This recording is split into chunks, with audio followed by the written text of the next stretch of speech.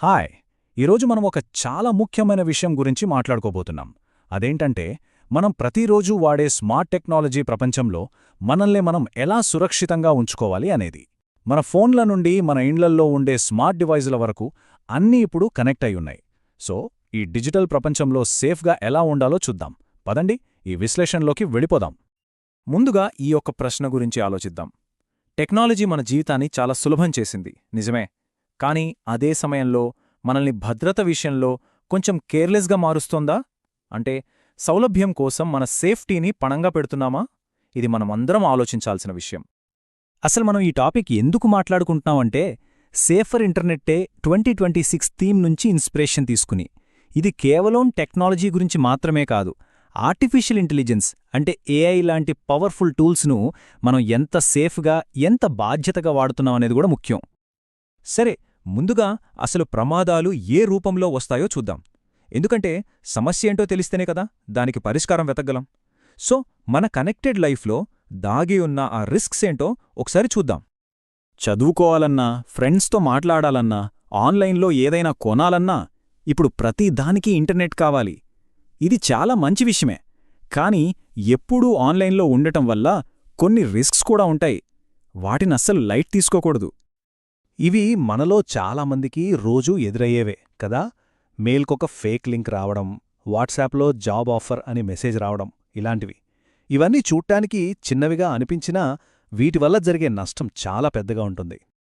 ఈ మాట చూడండి, ఎంత నిజమో. మనం ఆలోచించకుండా చేసే ఒక్క క్లిక్, అంతే సంగతులు. మన బ్యాంక్ అకౌంట్ ఖాళీ అవ్వచ్చు, లేదా మన పర్సనల్ డేటా మొత్తం హ్యాకర్ల చేతికి వెళ్ళిపోవచ్చు. అందుకే ఆన్లైన్లో ప్రతి అడుగు జాగ్రత్తగా వెయ్యాలి. సరే, ఇన్ని ప్రాబ్లమ్స్ ఉన్నాయి కదా, మరి సొల్యూషన్ ఏంటి? మనల్ని మనం ఎలా కాపాడుకోవాలి? భయపడాల్సిన పనిలేదు. కొన్ని చాలా సింపుల్ స్టెప్స్ ఉన్నాయి, వాటిని ఫాలో అయితే చాలు. ఇక్కడ మనం ఒక కొత్త పదం గురించి తెలుసుకోవాలి. అదే సైబర్ హైజీన్. అంటే మనం రోజూ మన శరీరాన్ని ఎలా శుభ్రంగా ఉంచుకుంటామో, మన డిజిటల్ లైఫ్ను కూడా అంతే శుభ్రంగా, సేఫ్గా ఉంచుకోవడం అన్నమాట. దీన్ని ఒక అలవాటుగా మార్చుకోవాలి. ఇక్కడ ఒక 4 చాలా సింపుల్ స్టెప్స్ ఉన్నాయి. 1. స్ట్రాంగ్ పాస్వర్డ్స్ వాడటం. 2. 2 ఫ్యాక్టర్ అథెంటికేషన్ ఆన్ చేసుకోవడం. ఇది మన అకౌంట్కి ఒక అదనపు లాక్ లాంటిది. 3. యాప్స్, సాఫ్ట్వేర్ ఎప్పటికప్పుడు అప్డేట్ చేయడం. ఇక 4ది చాలా ముఖ్యమైంది, ఓటీపీలు గానీ, పర్సనల్ డీటెయిల్స్ గానీ ఎవ్వరితోనూ షేర్ చేసుకోకపోవడం. ఈ 4 మనకొక సైబర్ కవచంలా పనిచేస్తాయి. ఇప్పుడు అసలు టాపిక్లోకి వద్దాం. ఆర్టిఫిషియల్ ఇంటెలిజెన్స్ అంటే ఏఐ. ఇది కత్తిలాంటిది. దాంతో మనం పండు కోసుకోవచ్చు, లేదా మనల్ని మనం గాయపర్చుకోవచ్చు. దీనికి అద్భుతమైన శక్తి ఉంది, కాని దాంతోపాటే పెద్ద బాధ్యత కూడా వస్తుంది. ఈ స్లైడ్ చూస్తే మనకు క్లియర్గా అర్థమవుతుంది, ఏఐకి 2 ముఖాలున్నాయి. ఒకవైపు ఇది మనకు కొత్త విషయాలు నేర్చుకోవడానికి, క్రియేటివ్గా ఆలోచించడానికి హెల్ప్ చేస్తుంది. కాని మరోవైపు చూస్తే దీన్ని తప్పుడు పనులకు వాడచ్చు. ఎగ్జామ్స్లో చీటింగ్ చేయడానికి, ఫేక్ న్యూస్ స్ప్రెడ్ చేయడానికి ఒక పవర్ఫుల్ టూల్గా మారే ప్రమాదముంది. అందుకే మనం గుర్తుపెట్టుకోవాల్సిన విషయం ఏంటంటే, టెక్నాలజీ మన తెలివిని పెంచాలిగాని మన నిజాయితీని, మన క్యారెక్టర్ను దెబ్బతీయకూడదు. దాన్ని సరైన దారిలో వాడినప్పుడే దానికి నిజమైన విలువ. సరే, ఇప్పుడు మనం చివరి దశకు వచ్చాం.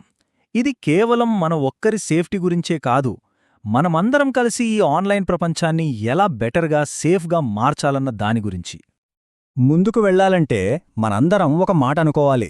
ఆన్లైన్లో మనం అలర్ట్గా ఉంటాం, నైతికంగా ప్రవర్తిస్తాం, బాధ్యతగా ఉంటామని ఒక ప్రతిజ్ఞ తీసుకోవాలి. ఇది మనందరి బాధ్యత. దేని గురించి ఇంకా ఎక్కువ తెలుసుకోవాలనుంటే మన భారత ప్రభుత్వమే ఉచితంగా కొన్ని మంచి సైబర్ సెక్యూరిటీ కోర్సులను అందిస్తోంది. ఈ అవకాశాన్ని వాడుకుంటే మన నాలెడ్జ్ ఇంకా పెరుగుతుంది. సో, ఈ చర్చను ఈ ప్రశ్నతో ముగిద్దాం. బాధ్యతగల డిజిటల్ పౌరుడుగా ఉండటానికి మనం ఏం చేయబోతున్నాం? అది ఒక స్ట్రాంగ్ పాస్వర్డ్ పెట్టుకోవడం కావచ్చు, లేదా ఏదైనా ఫార్వర్డ్ చేసే ముందు అది నిజమో కాదో చెక్ చేసుకోవడం కావచ్చు. మనం తీసుకునే చిన్న నిర్ణయమే మన డిజిటల్ భవిష్యత్తును సురక్షితంగా ఉంచుతుంది.